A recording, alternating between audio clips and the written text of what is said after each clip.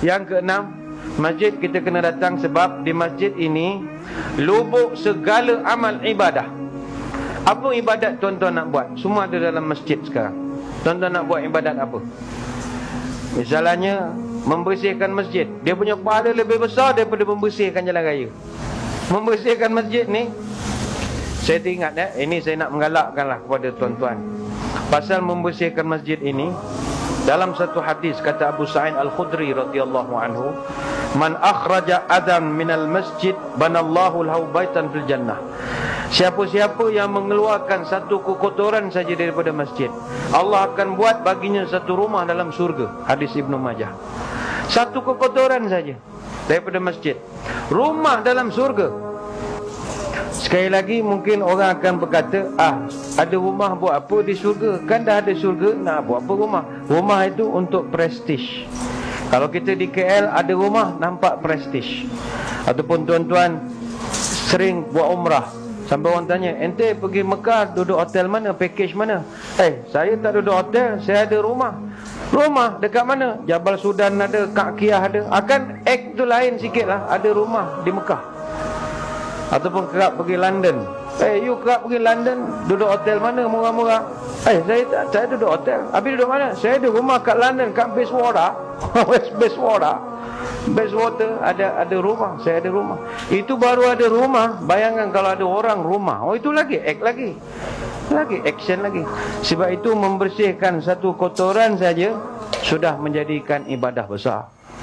Sebab itu macam masjid kita ini, Masjid Tarik Air ini, dalam satu hadis Nabi memang menyuruh supaya masjid ini pertama bersih dan mesti diwangi-wangikan. Itu memang disuruh. Dalam satu hadis, anna Rasulullah amara bil masajid an tubna fi duri wa an tutahhara wa tutayyaba. Nabi menyebutkan bahawa, kata sahabat, Nabi sering memerintahkan supaya masjid itu dibina di kawasan yang ada orang, kawasan penempatan. Jangan buat atas bukit yang tak ada orang. Yang kedua, mesti dibersihkan dan diwangi-wangikan. Masjid mesti wangi. Sebab itu di dalam masjid tak dibenarkan bau-bauan yang mengganggu. Antaranya sigaret tak dibenarkan, sebab baunya mengganggu jemaah yang tidak suka kepada asapnya. Begitu juga durian. Jangan buat pesta durian di masjid. Pesta manggis tak apa, rambutan tak apa, jangan durian.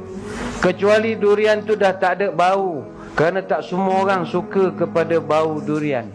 Ingat, apa saja bau yang tak disukai oleh sesetengah manusia, maka malaikat pun tak akan suka bau itu.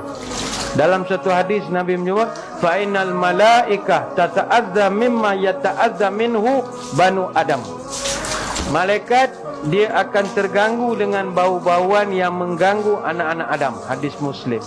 Sebab itu kalau puan-puan, tuan-tuan datang masjid, bau durian, aduh boringnya. Malaikat pun boring juga. Okeylah, aku pun boring, dia pun keluar. Tak ada rahmat. Puan-puan masuk masjid, bau rokok, sigaret, Marlboro. Wah, bau rokok lah dalam masjid. Malaikat pun sama. Lah, bau rokok, jom balik. Balik, tak ada rahmat hari tu. Sebab itu, masjid mesti sentiasa wangi. Wangi tu pasanglah apa-apa, tak ada masalah. Bohor boleh, MBPO boleh, apa-apalah. Asalkan wangi, tidak ada masalah. Teringat saya satu kisah. Ini puan-puan kena ambil pelajaran. Ummu Mahjan. Ummu Mahjan ini dalam kitab Tabaqat Ibnu Sa'ad ada bawakan satu hadis riwayat Imam Muslim.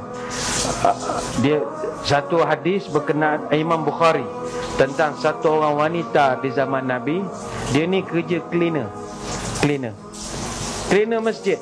Makcik lah cleaner masjid. Jadi satu hari dia meninggal dunia. Para sahabat pun kebumikan jenazah dia. Hari esok Nabi pandang-pandang masjid, Nabi tengok makcik ni tak ada. Lantas Nabi tanya kepada sahabat, mana makcik yang selalu cuci-cuci tu?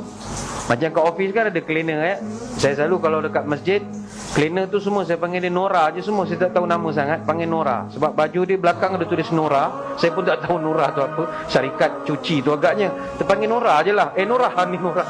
Semua Nora je lah saya panggil, senang cerita. Dia pakai baju cleaner tu, panggil Nora, mari sini. Jadi Nabi tengok, mana pergi cleaner, tak ada. Nabi pun tanya, mana pergi? Dia jawab oleh sahabat, oh dah meninggal ya Rasul. Kami semua dah kumikan dia. Nabi berubah muka. Apa tak beritahu sama aku? Kata sahabat, ya Rasul, cleaner je pun. Bukannya JK masjid. Bukannya ketua Dewan Muslimat ke, tak ada. Cleaner je. Kata Nabi, walaupun dia cleaner, dia telah buat satu amalan yang begitu mulia sekali. Tunjukkan aku mana kubur dia. Kata para sahabat, inna hadhil kuburu mamlu'atun zulmatun ala ahliha wa inna Allah yunawwiruha lahum bisalati alaihim. Hadis Nasa'i pula. Kata sahabat, Nabi bila sampai ke kubur tersebut, lantas Nabi pun berdoa. Maka kata Nabi, sesungguhnya kubur ini asalnya gelap, tapi sekarang penghuninya telah diberikan cahaya oleh Allah, kerana aku datang telah mensolatkan kubur ini ataupun jenazah ini. Yang cuci, yang Nabi semayangkan ini, cuci masjid saja. Sebab itu puan-puan khususnya, janganlah ingat kita datang masjid, kemas-kemas cuci-cuci, tak ada besar pahala. Besar pahala di sisi Allah. Dan bagi tuan-tuan pula, cuci masjid ini bagus untuk buang sifat sombong. Buang sifat sombong. Ni depan ni macam-macam, pangkat besar, jawatan ada, gelaran, peringat melentang sana sini. Kadang kalau tak kontrol, tak ada tasawuf, boleh jadi sombong. Kita takut kita mati dalam kesombongan itu.